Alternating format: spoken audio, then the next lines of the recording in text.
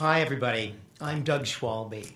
I have a confession to make. Walking into this impressive auditorium, Jeff Lynn turned to me and said, "Wow, this place is amazing. I hope you don't have stage fright."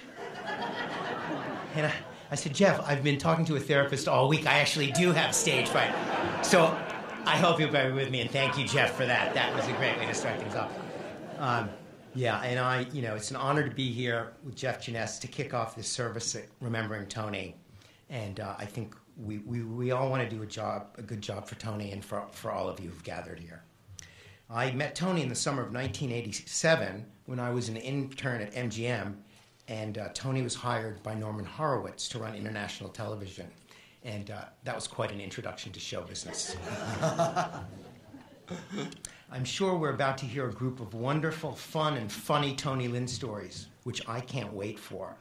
But I think we're really gathered here today because there are so many deeper, sentimental, and heartfelt emotions we want to share with each other as well. We all miss our friend so much. And I'm Jeff Jenest, also known as Stealth Jenest. As I think more than a few people today will claim justifiably, Tony was my best friend.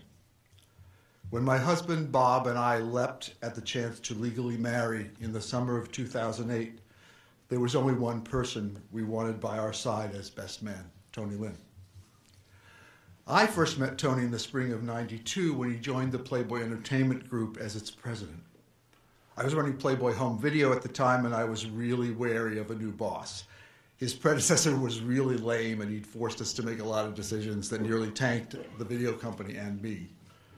But I was as wrong could be. Right from the beginning, Tony took me under his wing and helped me rebuild the home video group.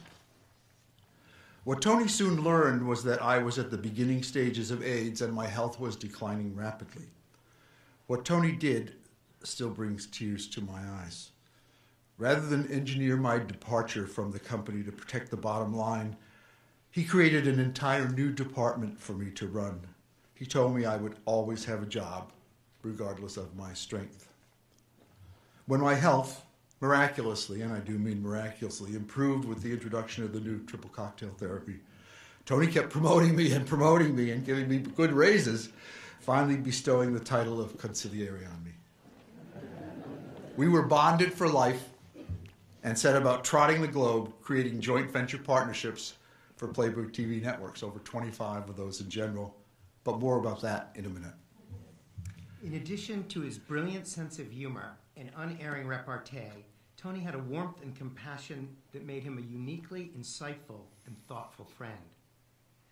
One afternoon about 10 years ago, Tony asked me about how my then 16-year-old son was doing. I said he was becoming politically aware and that he was concerned about rising totalitarianism across the globe. Typical of Tony, he threaded the needle with both humor and understanding, replying immediately, "He's right, it's a problem." Tony and I got into more than our fair share of hijinks on the road. One time we were leaving Cannes at the end of MIPCOM to fly to Stockholm for the launch of Playboy TV Sweden. There were several of us from Playboy, and along with a handful of others from various companies, all invited by the owner of our Swedish partner to fly on his private plane. Well, Tony had brought along a fairly large doobie that we were planning to take with us. Private plane, no security, piece of cake. Then we suddenly noticed across the Great Hall a gendarme walking a drug-sniffing German Shepherd. JJ, think of something quick. I looked around and realized that the person behind us in line, the identity of whom we couldn't remember, we had clearly sampled the joint before entering the airport, that person had left the line to go do something or other and had left his or her suit bag at our heels unattended. "Here, give it to me," I said. The blunt was double or triple wrapped and baggy, so I grabbed it and put it in the zip pocket of the unattended bag behind me. Well, that person returned, and it was Mary Hearn. The guard was starting to approach our group with the sniffing shepherd. Tony and I quickly huddled and decided that trashing the joint was more honorable than letting Mary be dragged off to Le Houscal Francais. So Tony distracted Mary and I retrieved the weed from her bag. By now, the sniffing dog was too close for me to easily discard it, so I took the baggie and instinctively stuffed it into my underwear. Downtown. So the dog comes to Mary's bag and seems a little too interested. Mary, as is her custom, greeted the guard with a big smile, and he was transfixed. The guard bumbled through a greeting and then moved on, dragging the dog with him. In his bliss, he yanked the dog right past us, but not before the sniffing shepherd lingered for more than a moment at my crotch. The dog gave one of those shakes of the head and moved on. However, he gave me a look that seemed to convey his enjoyment at smelling my male pheromones. Just my luck to get a gay French sniffing shepherd. When the mini crisis was over, Tony turned to me and gave me what I knew to be his highest praise. Genius. And we totally enjoyed the joint before parting, and I remember nothing about the rest of that night. Since meeting in 1987, I spoke with Tony on an average of 3 to 5 times a week. I really have no idea what we talked about, but recall that no topic was too small or too great to be covered. These topics range from what we were having for lunch or dinner that day, to the American political systems, our family, our friends, Tony's golf handicap, or my periodontal work. It didn't matter what we talked about. It was just always so much fun to talk with Tony. So I'm glad we're here together to talk some more about him and to remember him. This is what he wanted, and I'm sure he would have loved every single minute of it. One other Playboy exploit. Tony and I were in Tokyo with a couple of playmates for the launch of Playboy TV Japan, a partnership with our good friends Toho Koshinsha Film Corporation, and TFC's president Tetsuo Uemura is here today from Tokyo to celebrate Tony. Well, after a long day of the girls recording promos in Japanese, I had to transliterate the Japanese words into phonetic English syllables to get anywhere close. We were invited to a grand dinner with Tetsuo and his executives. And after discussing the pros and cons, Tony and I agreed we should take the Playmates. I'm missing a page. That proved to be an interesting choice. Around midnight, well lubricated, we returned to our rooms at the Imperial Hotel. Goodnight hugs were exchanged and off to sleep we all went, or so we thought. 1 a.m. the phone rings. Jenest, we have a problem. The Playmates have escaped. Meet me in the lobby. Where the hell would they go? I pondered as I pulled my pants on. Then I noticed the visitor's guide to Tokyo on the coffee table. Quickly thumbing through, I thought I knew where they'd gone.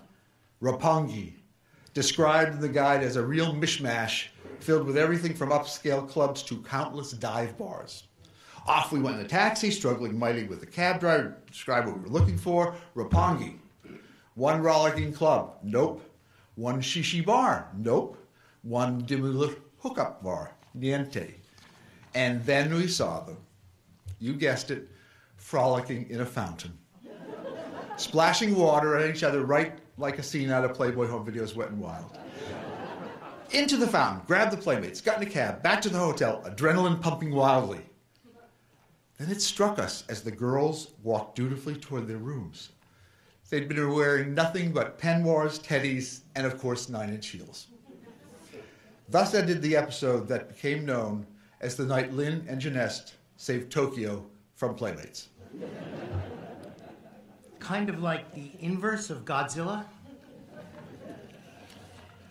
Tony and I would occasionally make up words and concepts, which we would then repeat often enough to each other that they would gradually start to make sense and enter into and become integrated into our vocabulary.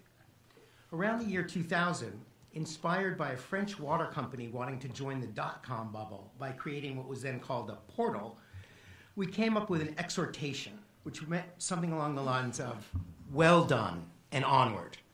We called this exhortation Vivatsi, always punctuated with an exclamation mark and this finger gesture. I think it also meant a celebration and congratulations on a job well done. One final vignette. In one of our most poignant conversations while Tony was resting at home one day this fall, He told me that I had cured him of homophobia, that he'd been homophobic before he met me. Quote, seeing you and Bob together made me realize that you were just like any other couple, unquote, he said. I cried and thanked him for telling me. And on the way home, I racked my brain trying to remember something, anything that might have triggered this change. Tony was one of the least homophobic people I have ever met, and he seemed that way from the instant I met him. Then I remembered a moment that I had long forgotten. Shortly after Tony joined Playboy, Bob, my husband, came over to the office to take me to lunch.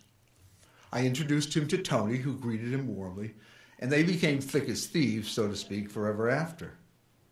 After I returned from lunch, Tony came into my office and told me how much he liked Bob. He raised his index finger and said, now I get two guys being together. Both switches are always on. That was the Tony I adored. So let me raise my index finger and close on behalf of both of us saying, Vivatsi, Tony. Vivatsi, dear friend. Well done, and God bless you.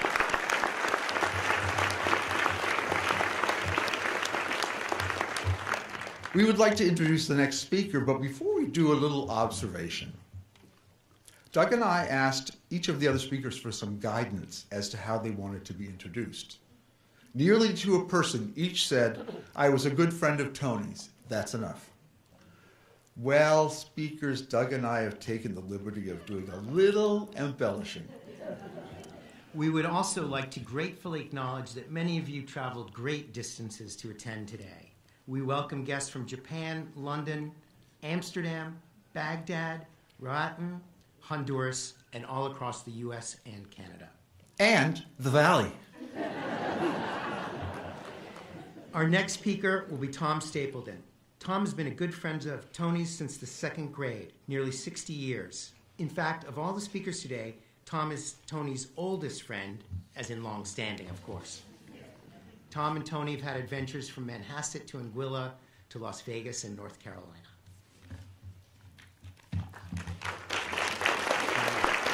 Tom?